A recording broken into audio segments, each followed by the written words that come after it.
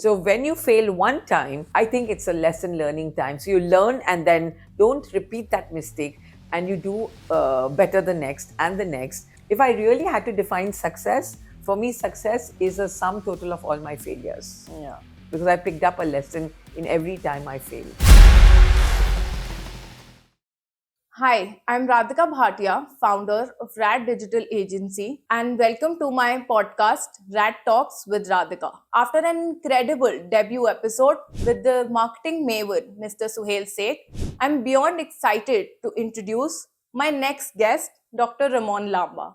She is the founder of Golden Age Iswara, a wellness center that caters to mental, emotional, and spiritual well-being. Dr. Ramon is not a life and business coach. She is a healer and a beacon of positivity. In this episode, we'll dive into her journey of transforming individuals and helping businesses unlock their true potential. So let's dive in. How can life coaching transform individuals and their entrepreneurial journeys as well? Thank you so much, Radhika, for having me here. So when you understand the whole concept of life coaching, it simply is like roadmap that we give as coaches and mentors, where we help you realize your inner potential and your inner being. And based out of a personal individual's journey, we kind of help them navigate through where they want to go. It is exactly like where you hire a coach if you want to learn cricket, you hire a coach if you want to learn hockey. So if you want to thrive in life in the area of health, money, business, a life coach helps you navigate through the journey of where you are to where you want to go, with keeping in mind all your strengths. So let's say if you don't have a strength, then it's the responsibility of a life coach to make sure they help you build up that strength or that potential. So a very hot question with, we stepping into the new year. Everybody's curious to know how you can manifest your goals in 2025 and how can you achieve abundance. So I'm going to give you a little esoteric perspective about this coming year. This coming year numerologically is number 9, and the planet Mars is going to rule this coming year, and Mars is all about leadership, action. So this year is going to be like a year where if you've been sitting on your goals and dreams and procrastinating it in your inner world, you will see yourself moving into action about it. The energy outside is really supportive to do so. Number 9 is also the ending of an old paradigm and the beginning of a new paradigm. So it's going to be an exciting year. But however, we also perceive that to reach that excitement point, you might also have to give up a lot of your procrastinating behaviors, all of those behaviors that don't take you into your leadership portion. Yeah, and they keep you lazy. They keep you lazy, or they keep you telling stories. So this year will be challenging for every individual to face all of your fears and give up all of those unleader-like qualities. Ma'am, you've taught so much about energy chakras. Can you shed some light into how we can use them in our, professional life on a day-to-day basis? So yeah, when you understand the energy centers or the chakras, they are primarily energy generators, right? And energy regulators. Yeah. That means everything in this universe is energy. And we as individuals, we are generating energy at every single moment. Yeah. The 7 energy centers that we embody generates each energy. So if you're looking at business success, for example, then it's very important that your root chakra is very balanced, because your root chakra is responsible for stability, strength, and consistency. Like for example, if I need fruits, then the tree has to be rooted and grounded. Yeah. So that's how my root chakra helps me to stay consistent, to get some results. And then our solar plexus chakra is the power chakra and the action chakra that helps us move forward into where we want to go into our goals and dreams. And our throat chakra is a chakra for authenticity. So when we are looking at business success, business and professionalism is all about the masculine energy of us. Correct. So we have 7 energy centers. 3 of them are feminine centers, 3 are masculine, and 1 is neutral. And in our business success, it's really important that all of these energy centers are aligned.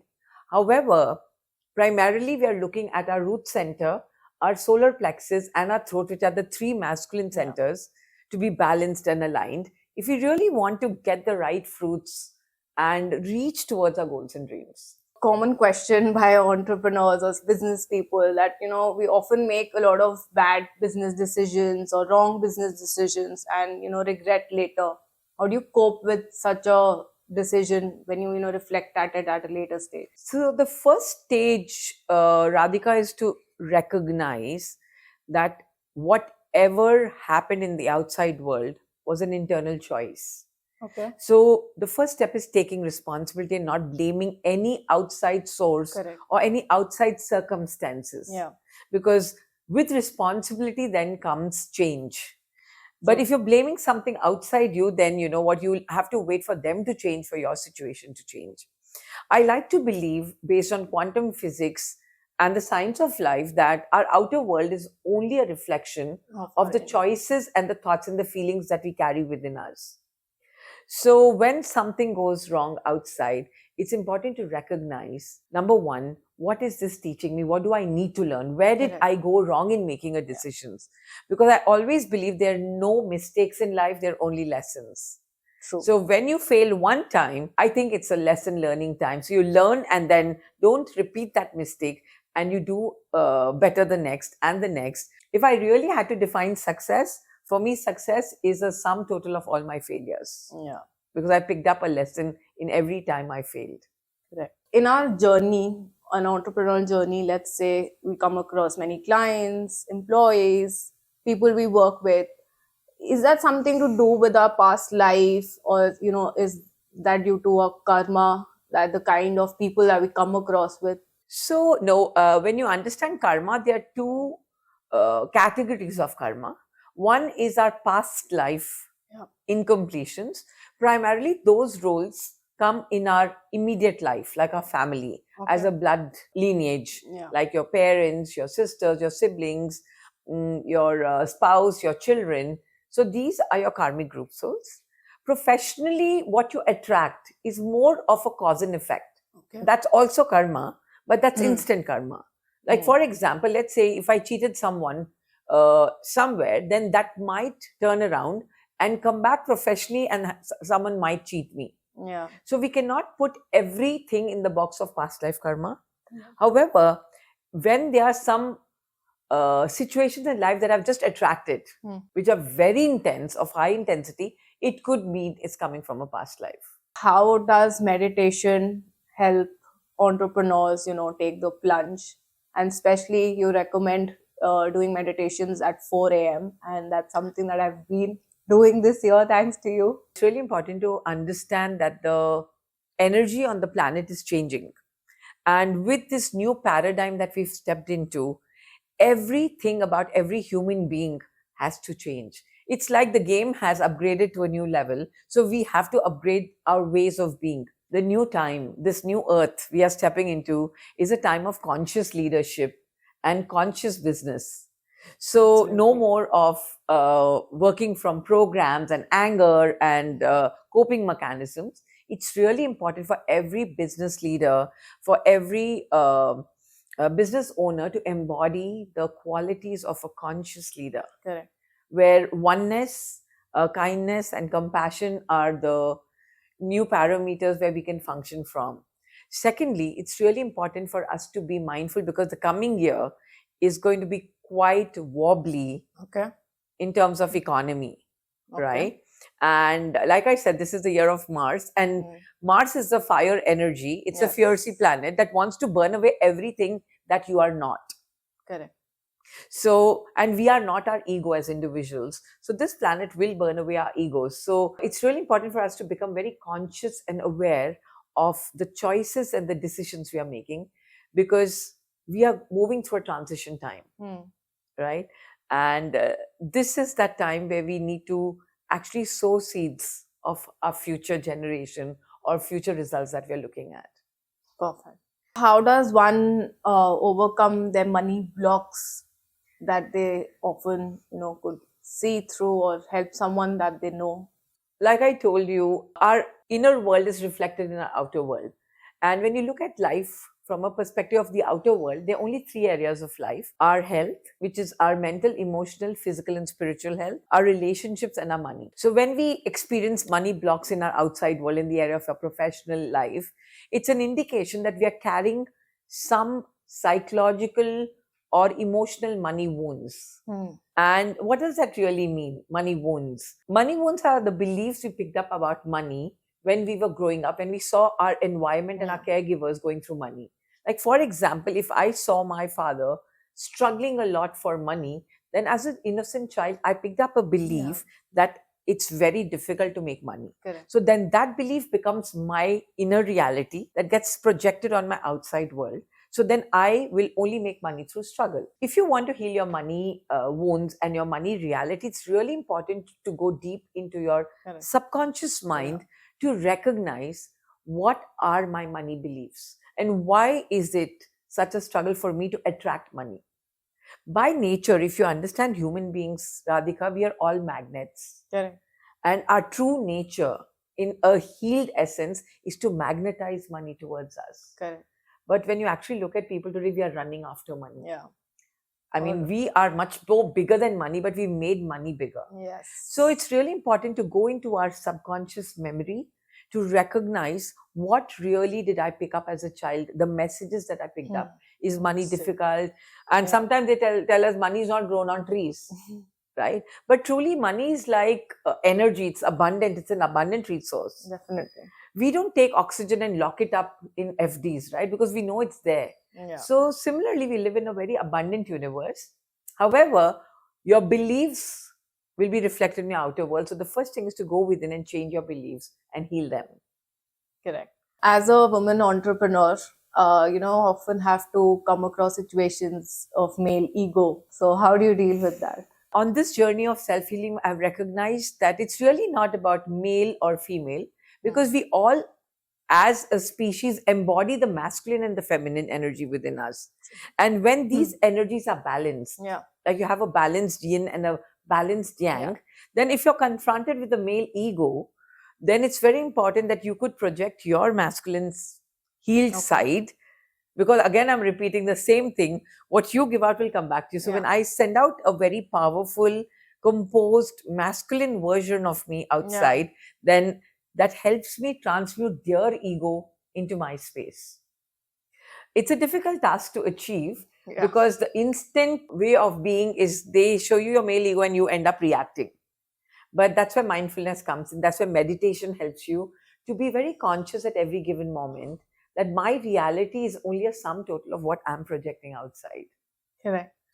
So, ma'am, I've been lucky to attend 2 of your retreats in Goa and Missouri. So, when we come for the retreat, we're so tensed कि पीछे business कैसे संभेगा, staff सब कुछ संभालेगा, clients के call आ रहे हैं, vendors के call आ रहे हैं, employees के phone आ रहे हैं.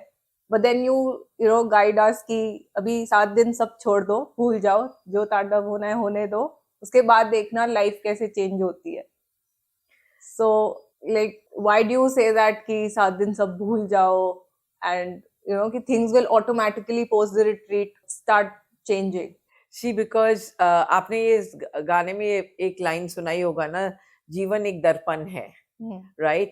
And जब हम retreat करते हैं ना, हम बाहर की जिंदगी से retreat करके we go within ourselves. And we have to heal what's going on inside, because there is a world of energy inside us that's helping us broadcast a certain frequency, and our reality is showing up based on that frequency. So when I retreat you into yourself for the 7 days, I really want to upgrade you into a new version of yourself. हम जिंदगी में सब कुछ upgrade करते हैं, गाड़ियां upgrade करते हैं. आप गाड़ी अपग्रेड करते हो तो आप कुछ दिन आप उसको गैरेज में भेजते हो, right? Absolutely. And then you don't have to drive that car for a few days. So similarly, I'm upgrading your mental state of consciousness. I'm upgrading your emotional being. I'm upgrading your spiritual sense. So बहुत जरूरी है disconnect करना बाहर की दुनिया से to reconnect to yourself. Question that meditation, how do you stay consistent at it? Because even, for me, being a year into deep meditation, still breaks come, and how do you stay consistent at it? So it's really important to recognize that a human species, we are programmed robots. That means we do have a subconscious mind that's an autopilot mind. So if you want to develop any habit, it's important that you repeat that habit for minimum 60 to 90 days, and that gets hardwired and programmed in your subconscious memory. And then that becomes a consistent habit. So if you really want to practice meditation for the rest of your life, it's important that for the first 3 or 4 months, every single day, without breaking that cycle, you've got to memorize that habit or that program and get emotionally addicted to that particular act of doing. Because the thumb rule here is the human mind only functions from memory and addiction. So when you get addicted to this new habit, then after 3 months, you don't have to put in the efforts. Automatically, you'll be driven into this new state of being. You've mentioned that, every physical pain that we have is a result of an emotional pain. So whenever, my staff or anybody around me, I hear, "Ma'am, sar dard ho raha hai, ye ho raha hai, can we please go back home?" So I was like, okay, there's, my mind is now working that way. So can you share some more instances or, some light around this? Yeah, so when you understand your physical body, it's a container, right? And it's a container of our consciousness. And like I told you, everything in the universe is energy, and emotions are nothing but energy in motion. But due to the trauma that we go through in life, due to all the stories that happen in our life, rather than putting these negative emotions into motion, energy into motion, we end up stagnating these energies in our body. Right? It's like storing a dead rat in your body. Correct. Now, these emotions that are trapped in your body are negative and dense in their frequency, and they're unprocessed emotions. And somewhere they start impacting the cells around that space. And then that starts leading into a physical problem. It's like, when you take a container, a glass, and you put acid in it, after some time, the acid is going to impact the quality of the glass, also the container. So our body is storing these emotions, and any pain in your physical body is a significant sign of an unprocessed negative trapped emotion. And there are many processes which we could use therapeutically to put these emotions back into motion or process them. Like one of the best tools that I like to endorse is the EFT or tapping, emotional freedom technique. Right? It instantly releases that trapped energy from that part of the body, and the energy starts moving, and you start feeling the pain releasing. So the thumb rule is physical pain is equal to emotional pain trapped in your physical body. You're a self-made person. You've built your business and a successful life and business coach. What is the most important lesson that you have had in your business? All I would like to say is we all have our goals and dreams. We all want to get somewhere. There were 2 key things that I would like to share as lessons for me. Number 1 is what got me here is my consistency. 30 years of consistently walking. And there were many times when I faced challenges and I said, I don't want to be doing this. I'd rather do something easier. Right? But consistency has got me where I am today. And people, when they look at me, they say, okay, she's so lucky she's here. So, but I define luck, L-U-C-K, luck, as labor under correct knowledge. So it's really important to know where you're going and why are you going there. The second most challenging and important thing was sometimes your family does not believe in your goals and dreams. And the easier path is where you just want to let them be and you want to move forward. That's a faster route. But then I would only recommend people go slow, but take your family with you, because one day they will believe in your goals and dream. And when you reach the top of the mountain, you will need someone to stand behind you to cheer you up. And today I'm proud of myself that it took me 30 years to get here. But my family is with me. And because when I started my journey, I had 2 small children, and I had a mother-in-law and a father-in-law and a husband. And none of them believed in what I'm doing. And patiently, consistency, believing in yourself, take your family along with you. I absolutely agree. If I take my example, I feel my parents are the best, advocators or a coach. So, Yeah. that they're at every step cheering for you. And of course, there are disagreements, and sometimes they would guide you to take a certain business decision, and you won't feel that way, but that's also perfect that they Yeah. understand. So, I absolutely agree on that. So, now I would like to talk about gratitude. I was recently read this book called Magic. So, it talks about gratitude and how in our everyday, even work life, we are not thankful for so many simple things. So, what do you think on that? So, the two things I again want to share about gratitude. Number one, if I look at the frequency of gratitude, it's a very high frequency. And the universe does not work on language. Yeah, The universe only responds to frequency. correct. One misconception about gratitude is people have been trained to be grateful for what they have in the positive situations. Yeah. But the real key takeaway is, are you willing to be grateful for every negative thing also that Yeah. shows up? हमारे ग्रंथों में लिखा हो कि जो भी होता है अच्छे के लिए होता है. तो जब नेगेटिव होता है तब हम ग्रैटिट्यूड क्यों नहीं करते हैं? नाउ इसका सीक्रेट क्या है? लेट्स से मेरी लाइफ में एक नेगेटिव सिचुएशन है. Now gratitude is the highest positive energy. So when there is a negative situation and when I'm pouring positive into it, I end up neutralizing the negativity. So for me personally, gratitude is a neutralizer for any negative situations that showed up in your life. And then the more I'm grateful for something positive, the more it multiplies, because gratitude is a multiplying energy. Correct. Yeah. Right? When I wake up and I'm grateful for all the good things, then more good things show up for my life. Definitely. So I think it's one of the most elevated emotions we could embody as a human species. Correct. Recently, when we were having a chat, you say that, whenever we're giving out money, we always associate it with a very negative emotion. So how do you turn that? How do you change that so that, it multiplies and come back to you? See, the thumb rule of cause and effect is whatever energy you're giving out will come back to you. And mostly we associate money with the emotion or the energy of fear, insecurity, and scarcity.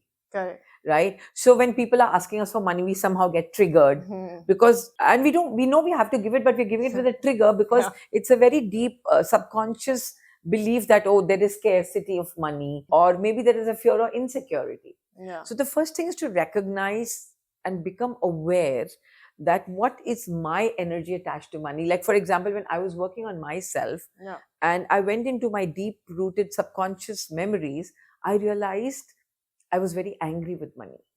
Okay. So every time when people asked me for money, I would get triggered. Yeah. And I didn't know why. I owe them money, but there would be a trigger. And when I ended up healing that anger, I started practicing blessing the money that I'm sending out. Because see, if I'm sending out money with a blessing, and the blessing is, you know what, I'm blessing you. I thank you for the service that you've given me. Now, please go and bless the person you're going to and come back to me multiplied. Yeah. And when I started doing this, money started multiplying in my world.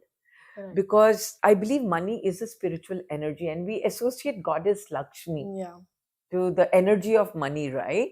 So when you're sending Lakshmi away, send her with a blessing.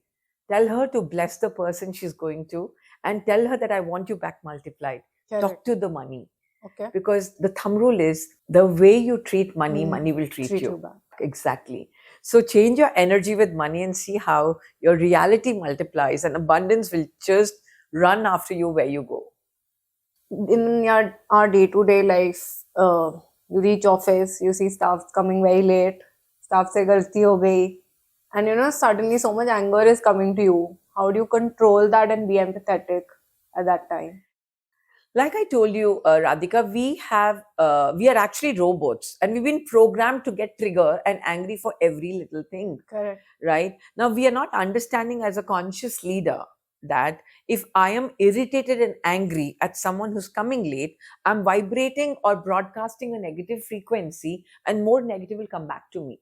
So rather than getting triggered and irritated, it's very important I first get a grip on my triggers and my irritation and my anger towards people coming late. Because again, whatever triggers you in other people will keep showing up in your life, right? The new paradigm is of conscious and compassionate leadership. So if somebody's coming late, I'd rather have you stay calm, composed, empathetic and question them and train them. So it's good to take a stand, Of course. and it's good to be firm and let them know that it's not acceptable, right? But getting triggered and being angry and labeling them is really not a good option. Definitely. It's getting personal, and I think it's actually hitting them under the belt, and they will Sure. end up only being more late in your world.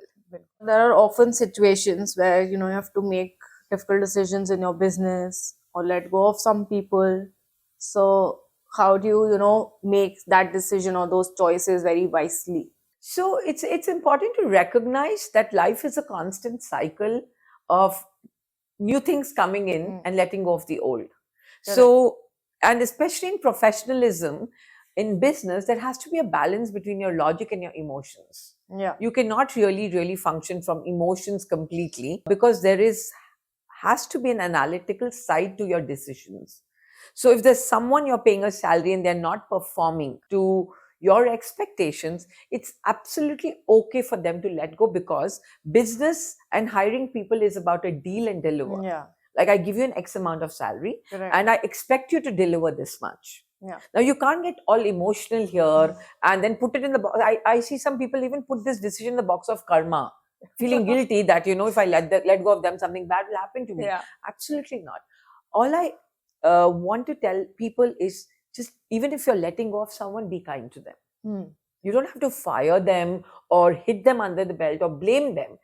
Very consciously, you could assertively communicate to them that your services are not working for us, and this is the moment where I want to make a choice to let you go, because maybe they're not capable of delivering to your expectations. Yeah. And the good thing about life is, when you let go of something, the universe will send you something new to fit in. Right? It's absolutely safe to let go of people mindfully, consciously, and assertively, not aggressively. Oftentimes there are situations where your money is stuck, or let's say you lent your money to someone but they're not returning it back, and you keep chasing them. So how do you deal with a situation like that? So the first thing, it's important to recognize what your relationship with money is all about. Okay. And like we live in a universe that functions on gravity, we also have certain laws, and one of the laws is called the law of cause and effect. Cause and effect is simply that if somebody has kept your money, then you've got to become very mindful and ask yourself, whose money have I kept? Because sometimes we don't end up joining the dots. Whatever you've done to others will come back to you. Yeah. So number one, healing your energy with money, your karma with money, how you deal with money, because sometimes we end up keeping people's money that we need to pay up. It could also mean like simply holding on to your credit card bills, for example. You need to pay up, but you're not paying, and you're procrastinating with money. So somebody in the universe will procrastinate about your money. The second aspect to this is, sometimes we end up over trusting people with our money. Yeah. Right? And I don't think that's a very elegant way of dealing with money, because money is an energy that once it goes to someone, and it's very fluid. It's like water energy, right? And if they don't have to pay you back, then they will not. It could also be associated with your past life karma. Okay. Right? So if you owed someone money, they will find a way of coming and taking it back.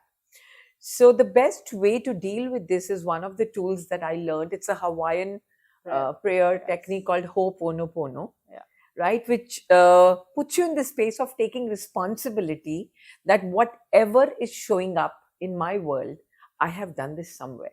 So if somebody has kept my money, then I have kept somebody's money. So Ho'oponopono is a very innocent 4-line prayer that states, I'm sorry, please forgive me, I love you, and I thank you. And it has some very mystical and magical energy to this. When you start chanting these 4 statements, the energy starts shifting and you start becoming self-aware for whatever wrong you've done, and then the money starts flowing or things start showing up magically. We were speaking about how to be an empathetic leader in 2025, how to be a conscious leader. Anything else you would like to shed light on that aspect? So all I want to say is, like, we are moving into a transition, and do you realize in the last 1 decade, a lot of spiritual energy is moving on the planet. And it's important that leadership now moves out from the IQ domain Okay. and moves more into the EQ or the SQ. SQ is your soul quotient or your Okay. spiritual quotient. Okay. So a spiritual leader is someone who's compassionate and sees everything as one. Yeah. And empathy is a muscle of our soul, Correct. not of our logical mind, right? Our logical mind is more reactive, more analytical, more reasoning, and more labeling and judging. So currently, the entire wave of consciousness is moving more into spirituality. So we require leaders to be more in their spiritual quotient when they're dealing with people. And at the soul's level, we are all one, programmed to become different people through our behaviors. So it's important for a spiritual leader or a compassionate leader or a new age leader to understand that people will only do or behave how they got programmed to behave through their environmental conditioning. Yeah, because after the retreats, when something is happening or somebody is saying something to me, now I'm able to recognize that's nothing related to me, but could be their insecurity or something at their end. So that time I was like, let's just stay silent. Yeah, it's important to recognize that whatever people do is about them and not about you, because they will only give you what they have. The second thing about a compassionate leader, which I feel is the most elegant thing in people management, is a new age leader will always meet people where they are. Yeah. Not where he or she is.